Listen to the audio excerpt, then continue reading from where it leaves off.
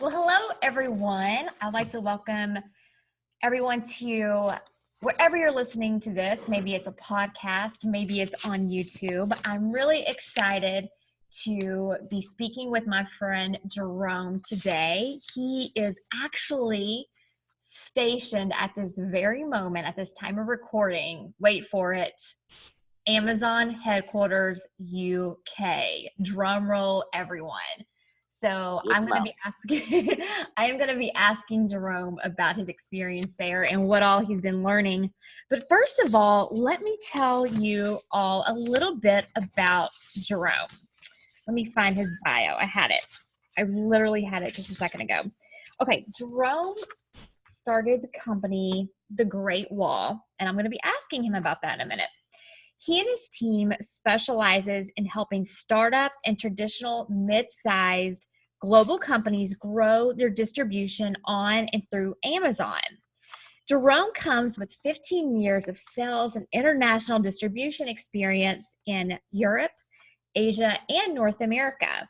He focuses on real-world proven solutions with results as great as sales growth by 5 times within 2 years. So I want to talk a little bit about your background because I discovered some additional information about you. He, as a business unit leader, Jérôme was able to build for global consumer goods brands Vanguard, Espenberg. Is that in, where's that located? It's a Chinese company, and they do photo accessories, so Okay. bags, cases, tripods, and also optics. Awesome. And So binoculars. you've been working basically on their e-commerce distribution solutions, and he also helps mid-sized companies in Europe to grow their Amazon business with real-world proven solutions. So I want to welcome you and thank you so much for letting me interview you today and talk about what you do and what services and benefits you can provide to some of the people that are listening today. So tell me a little more about you, Jérôme. A bit more about me. So apologies for the noise of the London street. It's it puts a bit of distraction maybe, or at least some action around me. So I hope you hear me well. A bit about myself. So my background is business, and I was leader for the European operation of the company Vanguard you mentioned. Okay. And I was in charge of sort of the brand itself and the distribution in Europe. So I started to work with, we had obviously the largest retailers in Europe, MediaMarkt in Germany, Fnac, Cdiscount, and obviously Amazon also. So I started to coordinate the Amazon action throughout Europe, and also with my colleagues in the States and in Japan. And after 10 years of working there, I decided I would create my own company in Luxembourg. And very quickly, I focused on helping companies and brands specifically grow on Amazon. Why that is because I found out a lot of companies were not understanding really Amazon, saying, yeah, I'm fighting with them. They are trying to do this. They are trying to do that. And I was always surprised and say that doesn't seem right to me, or that doesn't make sense from what I know of Amazon. And most of the time, the fights and quarrels were about communication problems or understanding and this and that, and strategy, and having the wrong strategy. And that's where it started. And then one by one, so we started with medium-sized companies, and now we're working also with very large companies in FMCGs, which have multiple subsidiaries worldwide, and we offer either consulting services. We also offer account management, where we can handle the accounts for the companies we work for, and we started also a group coaching exercise where for smaller beginners on Amazon, we do sort of group coaching where people don't want to pay a full-time consultant. We have bi-weekly calls and things which are probably a bit simple or easier to access. That's really smart. Let me ask you, all of this is part of the company that you started called the Great Wall. How did you come up with that name? So it was a bridge, let's say, between my past and the new company. So I'd been working for 10 years in a Chinese company. My boss was a Chinese lady, Mrs. Lee, who's the owner of the company Vanguard. So it was for me a link between what I had been doing, and I really was very fond of my friends in China and the time we had spent there. And also for me, the Great Wall is one of the buildings which was one of the oldest building in the earth, and which supposedly is you can see from the moon, which actually is not true, but it was sort of the saying. I've And heard for me, it this. was Yeah. saying, okay, I want to build something which is lasting very long for customers, and you can see from far away. So I that love was the that. idea. That's cool. I work with a lot of people on brand name creation, and it's really important for me to help clients find the nexus of really strong trademarks from a legal perspective as well as from a marketing perspective. So when I do these interviews, I always ask, or I try to remember to always ask, how did you come up with your name? Because I feel like brand name creation, like how you can just learn a lot from other people and how they actually came up with their names as well. So I didn't tell you I was going to ask you that, but that was very That interesting. was, Thank you so much yeah. for The that. thing is that the story is good. The in terms of marketing, it's probably not very. It doesn't explain a lot about what we're doing. So perhaps in the near future we'll have a rebranding exercise, but that is still to come. Okay. Well, let me ask you, you are at this very moment, like I said during your introduction, sitting in front of Amazon's headquarters in the UK. And I know that you just had maybe some meetings there. So what can you tell us? What's going on over there? What have you learned? Ah, Tell us everything. Tell us the goods. yeah, a lot of things. Basically, my job is to have a network inside Amazon, a lot of people to know what's going on, and also to help solve issues our customers have.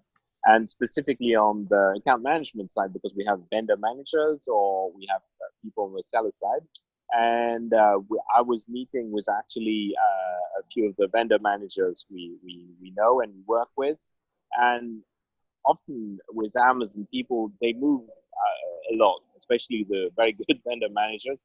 They stay 1.5, 2 years, 2.5 years, not much more. So you I've need to keep noticed pace, that. and you need to be in touch and see what and who's going where, and try to keep up with them, because you can have good relationships and help each other. And as soon as they see you understand well how they work, and you don't use their time just to your own benefit, but you try to bring them some value, they're very happy to cooperate. So I was meeting with them, and one of the topics is they are in Europe. They are trying to implement a new feature which is called post localization in terms of content management, because although Europe looks like it's one Amazon Europe is one thing, but actually they built the network, or let's say the database in terms of product, is very local.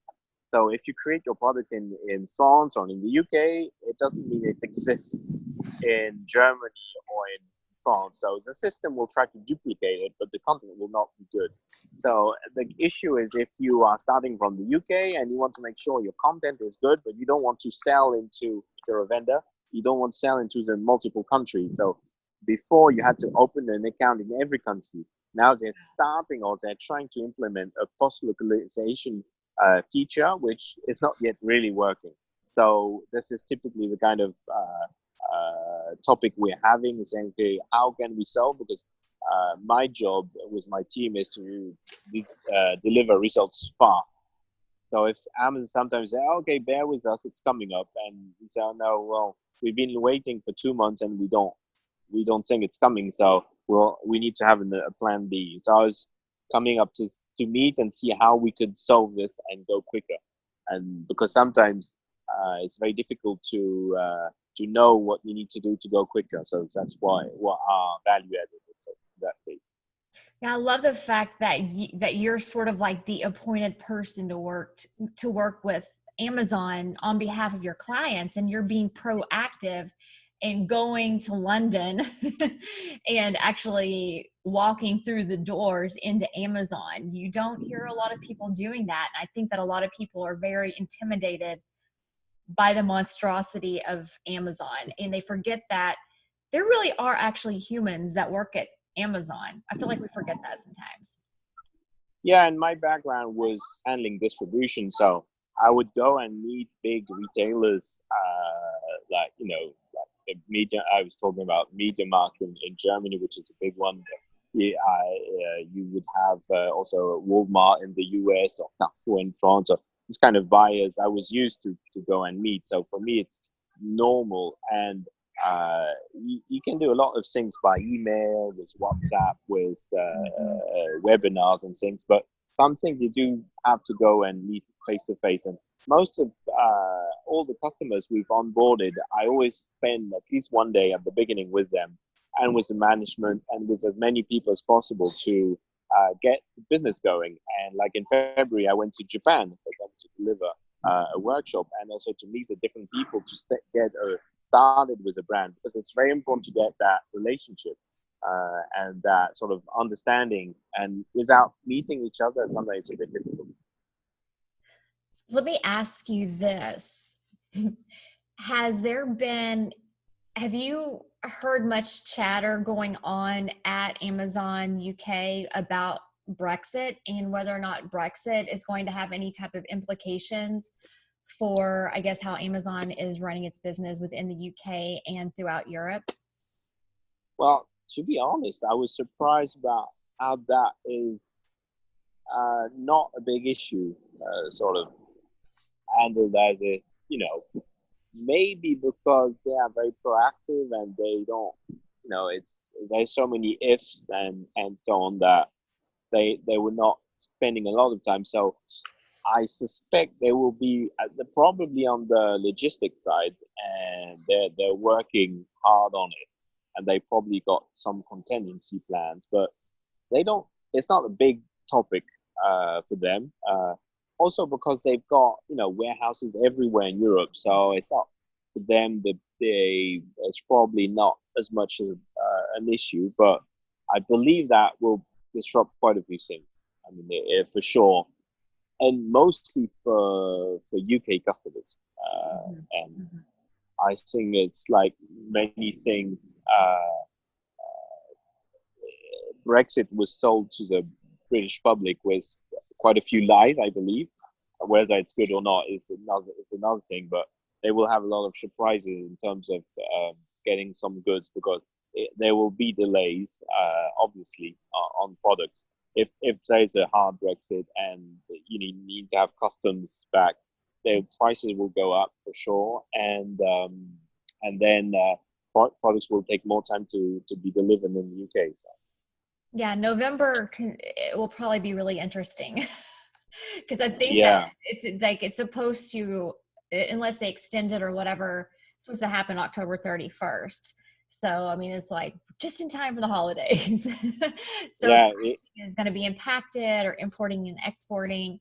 It will be really interesting to see what happens in the UK. yeah. Probably brands will see a peak in selling or in stocking in October, and so Right. 2019 might be a good year in that respect. Yeah. But it, yeah, end of year might be a bit difficult for the UK and for brands in general. But and that's why, I mean, in terms of reaction or for brands to get prepared, if you're a seller or a vendor, in any case, you should have a second account ready, like an account in the UK and in Germany, for example, to be ready to ship and to have not all your stock in the UK or not all your stock in Germany, or anywhere else in Europe, so to be ready to have two fronts, let's say.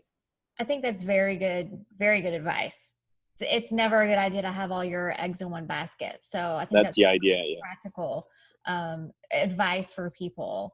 So let me ask you, what are you seeing as being sort of I guess, the biggest success factors on Amazon for sellers? I mean, you've talked about, making sure that you have stock in the UK and Germany. What other pieces of advice can you give sellers? Basically, the success on Amazon is, it's not very complicated. It's based on two things. One is generating traffic, and second is having a high conversion rate. That's down to that. So it's that easy, but to achieve it can be complicated. To achieve, you need the right kind of strategy and the right operation to handle that, to sort of support that. And then traffic means you've got three ways to get traffic. It's organic traffic, it's SEO, so how your products are ranking. It can be advertised traffic, or it can be third-party traffic. And then conversion is down to content, basically reviews, content, how good you're explaining your product, how good your pictures are. And that's basic. That's very, very basic, but it can be very complicated to make sure you master that. And it's a lot of work of testing it out. Is my conversion rate growing? Is it not growing? And that will make a big difference, is seeing how the trends are going. And most of our work is having an idea of, are you on trend, or what's your trend looking like? So is that something that you guys do, is that you get back into the seller account and look at trends, like look at the hard data? Yeah, well, Amazon is a data exercise. And if you talk to people in Amazon, and in any case, if you're having a discussion with a support team, with your vendor manager, with seller team, with anybody, base yourself on facts and data, and nobody will complain, or nobody will go against you if you've got the data to explain. So anything you do needs to be data based. And basically the idea is you need to look into data. How much traffic am I getting? How is it going? How my conversion, my average cost of sales, ACOS, how is that evolving? And rather than having a figure which makes sense, which is the figure, it's more about how things are moving, in which direction. And that's where probably we are bringing insights, and a lot of agencies are doing that, is because we have the experience of having seen it many, many times, of how the trend should look. And we can say, okay, this brand, probably your cost of advertising, your ROI will be very low, or the cost will be very high because your brand is not very well known, you're starting, your conversion rate is still low, and that how that should evolve, and that's how you need to react. And sometimes for some brands, it's complicated to understand that, and they say, okay, I've read that my average cost of sales should be 20%, so I'm actually at 40%. That's awful, but actually no, it's not awful. It's normal at your stage, for example, and you will reach probably even lower than 20% a bit further down the line. So it's all about those things. It's the metrics, and the way to measure success is quite easy. Now you have to the understanding takes a bit of time, and you need to act fast, and still have patience to see how things are evolving. So it's having both at the same time, being quick and patient. Mm-hmm. Yeah, I feel like you all provide a really vital service, because a lot of people, and I would probably be one of those people, don't love to get in and look at that hard data, that all those numbers, and at the end of the day, the numbers aren't lying, right? And you can learn so much about the numbers, and the numbers are what we need to be able to make accurate decisions going forward for our business. And if you guys can get in there and look at that, then that seems like a vital aspect that a lot of people probably overlook, or don't really understand or appreciate the importance of. Yeah, and some people tend to say, okay, it's a one-off. So I've done my content, I've done the ads, and okay, I'll go on with the rest of my business, which is not actually how it works. So you need to go on working on it. And basically on the accounts we handle and we do account management on, we deliver every week reporting on the KPIs we follow. So every week we're sending a reporting saying, okay, how are we going? Or we are feeling, okay, that something is going wrong, or we need to evolve. So you really need to have an eye on your dashboard what's happening. And Mm-hmm. one of the brands I was having a meeting for today in Amazon. Usually the sales in Germany is pretty big, and the UK is pretty big, and the other countries is lower. And in this specific brands, actually Germany is quite big, France is okay, but UK is very low. And we're ticking all the boxes of, in terms of content, advertising, and and then you have a discussion. I'm sorry, the low. You're having a discussion about, why can that be happening? And then even to the Amazon people, it's a struggle. They don't understand. Okay, we've done all the different stuff we need to do, so you have to dig in, and try new stuff. And it's really trying to think out of the box all the time and test new stuff all the time. Mm-hmm. Testing. I think people forget that. Let's talk a little bit about resilience. Is this your word for 2019? People sometimes will pick like their word for 2019, and I'd asked you, before this interview about what has helped you in the past and what could help you in the future, and I know that this could be some really good guidance for people who are listening, and you said the word resilience. So tell me why you said resilience. I think being an entrepreneur is everything about being resilient. It's never giving up, and always believing in it. And people who've achieved anything have been resilient. I mean, look at a baby trying to walk. I mean, you fall down 20 times, 50 times, but you never give up. It's sort of like you want to walk, and you will walk, and you will.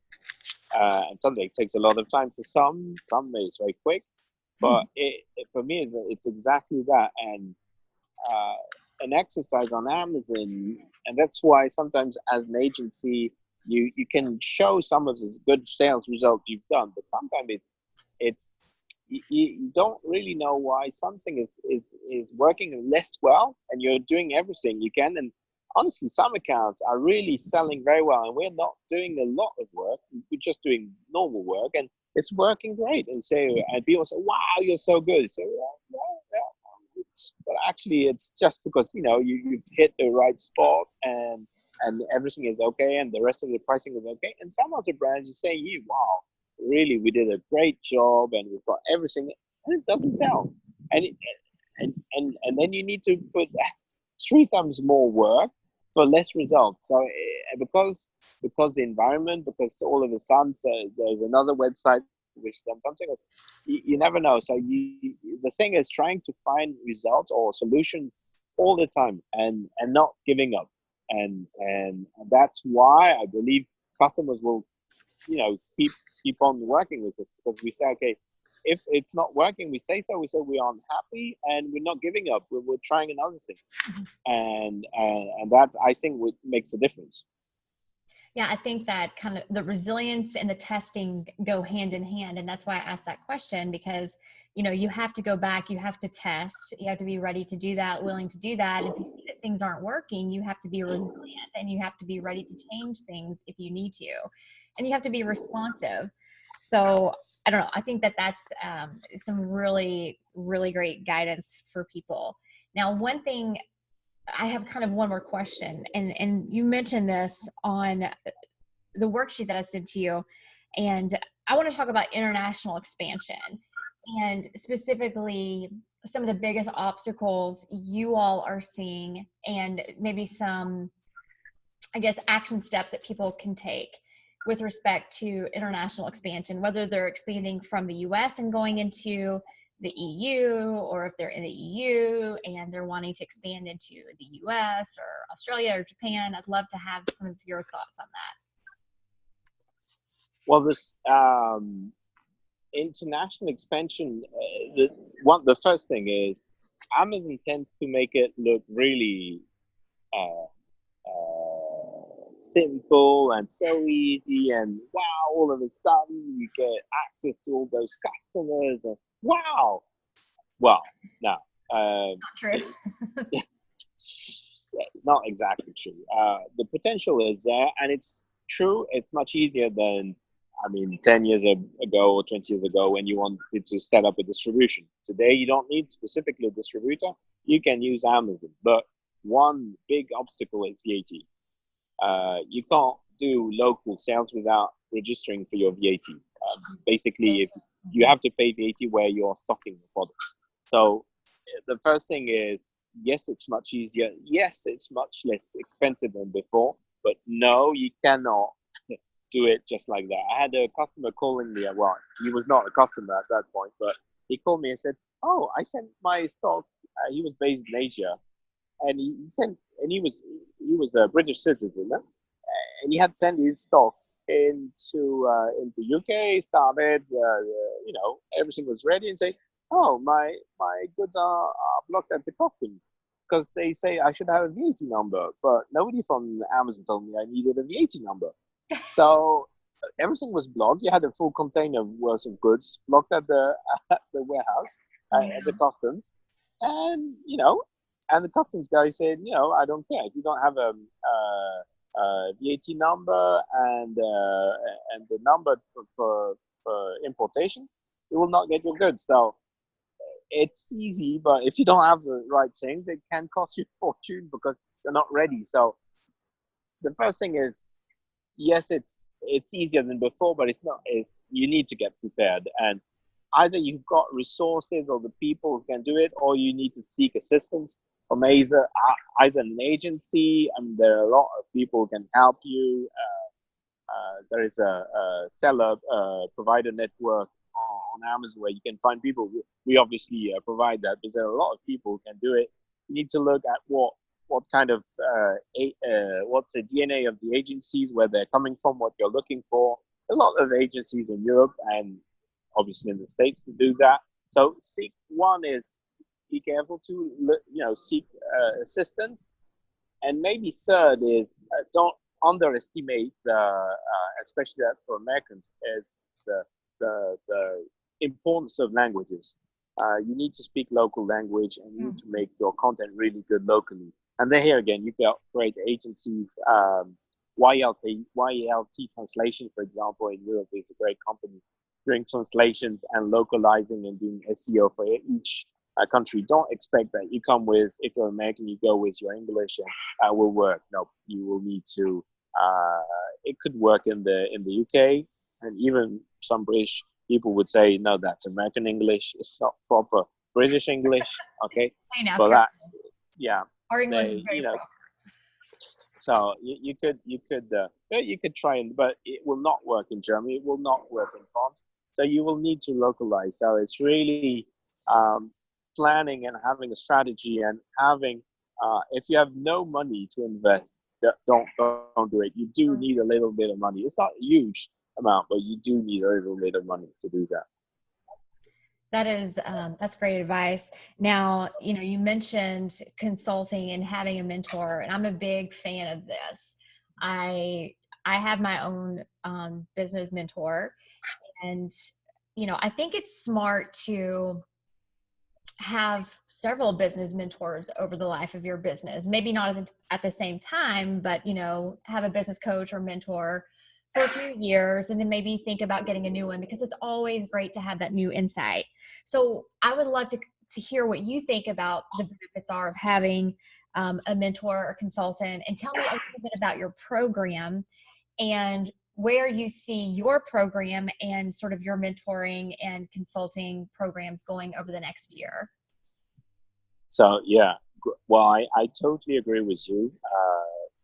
And I mean, to the extent that myself, I'm also using and working with mentor or coaches, not several at the same time, but and also meeting with other entrepreneurs and getting insights from people outside of your business. And what I did an MBA a few years ago, and the great learning was that you can't be, sorry, it's a truck, a London truck being happy.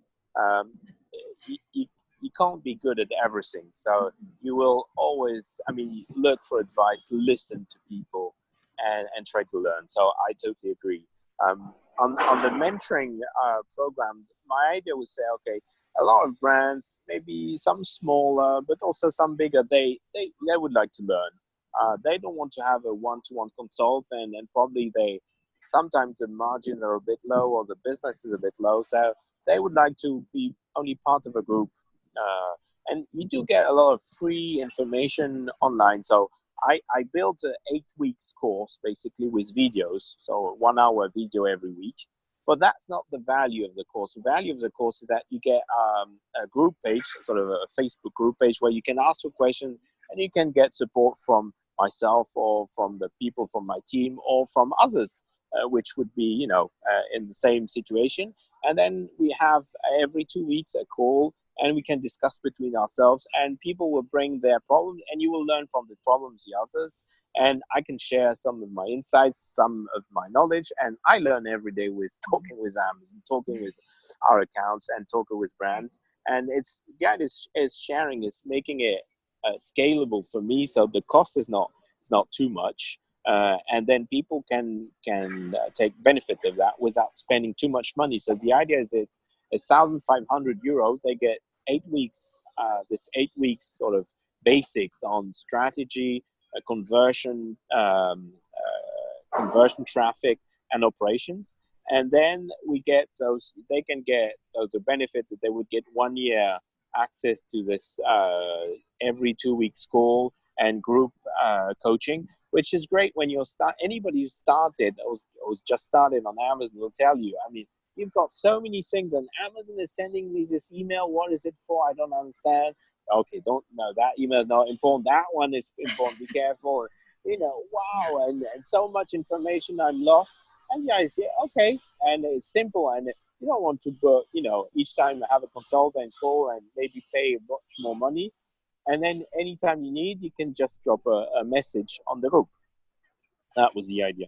I love that. And, Amazon is constantly evolving. Constantly. It's such a dynamic platform. I mean, business is constantly evolving, right? I mean, there's going to be a new social media channel out there next year, probably, that we're going to have to learn.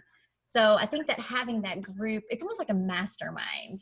I don't know if you want to call it that, but it almost seems that way, because people can post their problems and their wins and, get feedback from other people. And that kind of guidance is absolutely invaluable for my opinion. So totally. And the idea is, for me, I mean, in the video part, you've got some tools I'm giving where people can use and download and use them for themselves in terms of strategy, in terms of different things they want to put in place.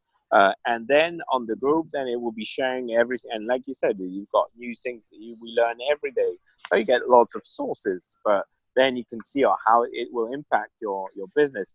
In terms of masterclass, I mean, you can call it whatever you want. My idea was to start with beginners, and perhaps at a later stage next year to do a masterclass with probably larger accounts or larger sellers, and go into more details or more specific tactics and strategies. But the idea is the wealth of knowledge you can have as a group is enormous, and it's much more than if you were alone. So, and there's a lot to learn about. And even you're a so-called expert on Amazon, talking to people, you learn a lot. And every time you talk with someone, you learn sometimes something new. So always. So you have this Amazon Launch Accelerator Mentorship Program. Is that separate and apart from this mastermind? That is sort of the mastermind. You can call it what you want. That is this group coaching exercise, which you can call mastermind if you want. The idea was it's a launch accelerator, so it's really for people who want to start, who have started, and then the next step would be for them if they can have a one-to-one consulting, or we can create maybe in the future a master class where with larger accounts. Basically, the promise is giving you the tools to reach 100,000 a year for your business. So basically, with this group. Let me ask you, where can people find you and learn more about your programs that you're offering? So today the best platform, or the easiest one, is LinkedIn, We obviously have a website, but I'm not a great believer of website. But websites tend to lose. You've got information there, but LinkedIn is the best way to find us. There is a page about the Launch Accelerator program, which I'll is link it. hosted by Syncovit. Yeah. So that you can have a look, but by all means get in touch with me, and if you have any questions, we can have a quick one-to-one session on the call to see how, or someone from the team to see how that program could be fit for you. Awesome. Well, thank you so much for all of your valuable insight today, Jérôme. My pleasure. I think what I will do is I will post your LinkedIn page so people can find you and connect with you there, if that works. And thank you so much for this amazing information. Enjoy your time at the Amazon headquarters and see if you can find some good, like, juicy insider stuff while you're there. Are you going to be going back in for anything? Yeah, well, I might have another meeting, and I'm speaking at a seller meetup event tonight in London. So. Oh, nice. Very, very interesting day. And I'm sorry for all the noise, but there's a lot of construction in London that day. It's a growing city. I've never been there, but I would love to visit, hopefully soon. Well, you tell me, and I'll make sure you have a nice day. Well, I'll keep that in mind. Thank you so much. And thank you so much for everyone who's listening or watching this on YouTube. And thank you, Jérôme, and we'll be in touch. We'll be in touch. Thank you very much. Bye-bye. Thank you.